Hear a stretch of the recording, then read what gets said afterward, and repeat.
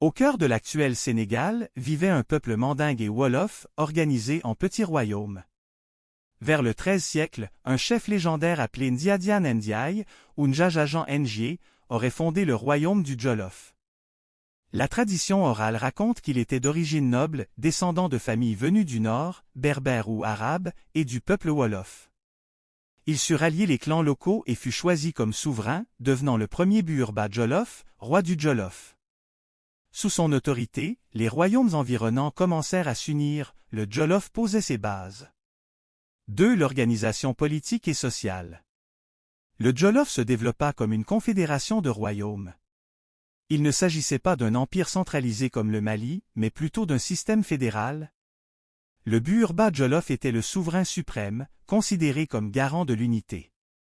Autour de lui, les royaumes vassaux, Kayor, Baol, Sine, Saloum, Wallo, etc., gardaient une autonomie locale mais devaient allégeance, tribut et soutien militaire au Jolof. La société était hiérarchisée, nobles, guerriers, griots, dépositaires de la mémoire et de l'histoire, artisans, paysans et esclaves. Ce système permit une relative stabilité et une grande influence régionale pendant plusieurs siècles. 3. La puissance du Jolof, XIV siècle. À son apogée, l'empire Jolof dominait presque tout l'actuel Sénégal. Son influence s'étendait grâce à l'agriculture et l'élevage, les plaines fertiles du Sénégal intérieur. Le commerce transsaharien, or, sel, esclaves, tissus. Le Jolof servait de zone de passage entre les royaumes sahéliens et les côtes atlantiques. Le commerce atlantique, avec l'arrivée des Portugais au XVe siècle, les royaumes côtiers du Jolof commencèrent à commercer directement avec les Européens, armes, chevaux, tissus contre esclaves, gomme, ivoire. Le Jolof devint alors un acteur majeur des échanges, capable de lever de grandes armées et de maintenir l'autorité sur ses vassaux. 4. Les signes de fragilité. Mais cette puissance contenait déjà ses faiblesses. Le système fédéral reposait sur la loyauté des royaumes vassaux. Ceux-ci profitaient du commerce direct avec les Européens pour s'enrichir, ce qui réduisit leur dépendance envers le Buurba Jolof. Les rivalités internes et les ambitions des chefs locaux fragilisaient l'unité.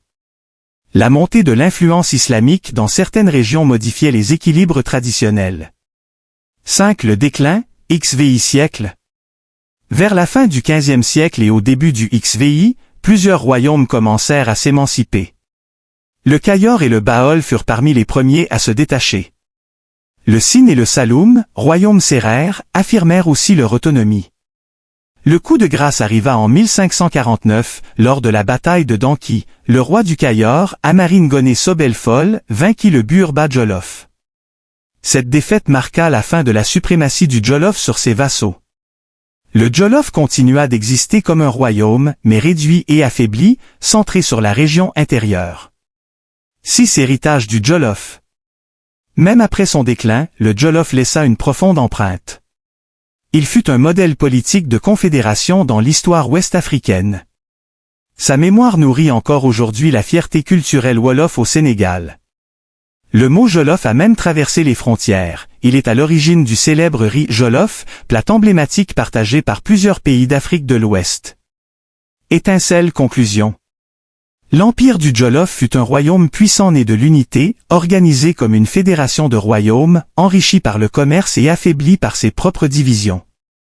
De sa fondation par Ndiadiane Ndiaye au XIIIe siècle jusqu'à sa chute après la bataille de Danki en 1549, il illustre l'histoire des grands empires ouest-africains, prospérité, éclat, puis morcellement.